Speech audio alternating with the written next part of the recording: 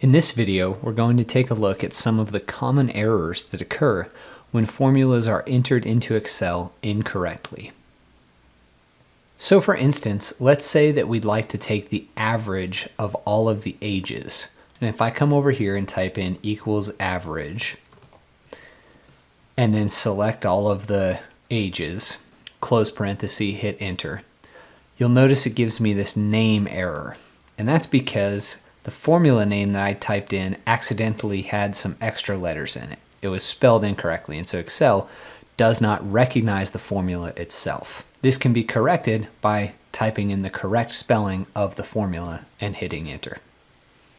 Another type of error is called the value error. To show this one, we'll use some addition of a few random cells. We'll just use the plus sign here and sum up all of these cells. And when I hit enter, you'll notice it gives me the value error because included in this range of cells is a text string, and it cannot do mathematical operations on text strings. Interestingly, if I use the sum formula and select again a random group of cells that include text, the sum formula is smart enough to recognize text and numbers and only do the summing on the number cells. So in this instance, to fix the error formula, I'll get rid of that cell that contains text. A third error type is the divide by zero error, and it just looks like div/0. To get to that one, I could just type equals 100 divided by 0, and you'll see that it shows that error message. Since Excel can't calculate an infinite number, it gives this error. This could occur with sales history, for example. In year 0, you have no last year sales. And so if we just say there's year 1, 2, 3, and 4, and I say my sales in year 1 were $100, $200, $250, and $300, if I wanted to calculate the change year over year, I would just take the new divided by the old sales minus 1.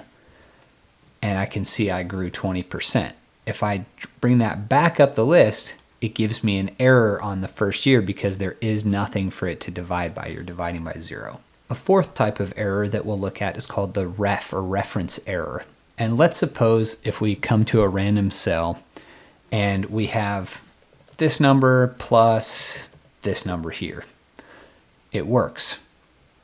But what if I deleted this cell here? I could right click and choose delete the cell, or I could have right clicked here and deleted the entire row.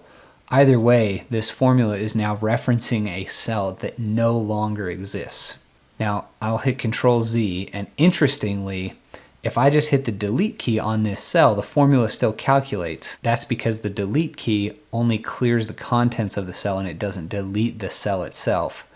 Whereas if I right click and choose delete or delete the entire row here, it would delete the cell itself, and therefore this formula would no longer be able to understand what it's referencing. Now as we think about other ways to handle these various error types that we'll see in Excel, there's a formula that I want to introduce you called if error.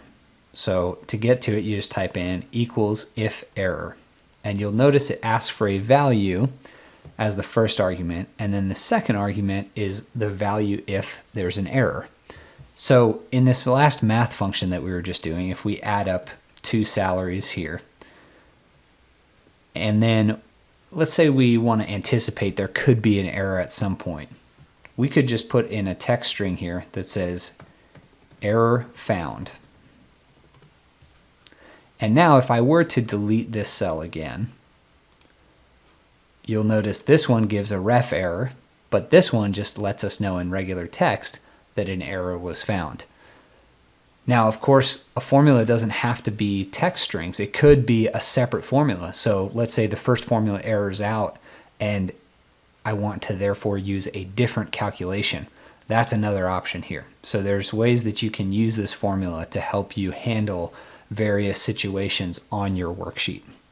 I'll hit Control Z here again, and I just want to point out how this calculates. This formula tries to calculate everything in the first argument, the value argument. If an error of any type is found in that formula, it then reverts the response to this second argument, value if error. There are other formulas that you can use to detect certain types of errors. So for example, you can use this isError formula and checks if it returns the NA error. Well, this has been a basic overview of the error types that you may see throughout Excel. I think the key takeaway in this video is that you pay attention to potential areas where errors could occur, and you use formulas like ifError to mitigate the effects that those errors might have on future calculations throughout your worksheet. A closing example here, if I have a sum formula that calculates the sum of all of these salaries, and let's just say an error of whatever reason comes in here, you'll notice that sum formula now cannot calculate what is put here. So as you're thinking about where to mitigate error possibilities, if you have a formula that's looking up a salary from another location, you may want to figure out a way for it to handle if that lookup fails so that your sum of all salaries does not also fail.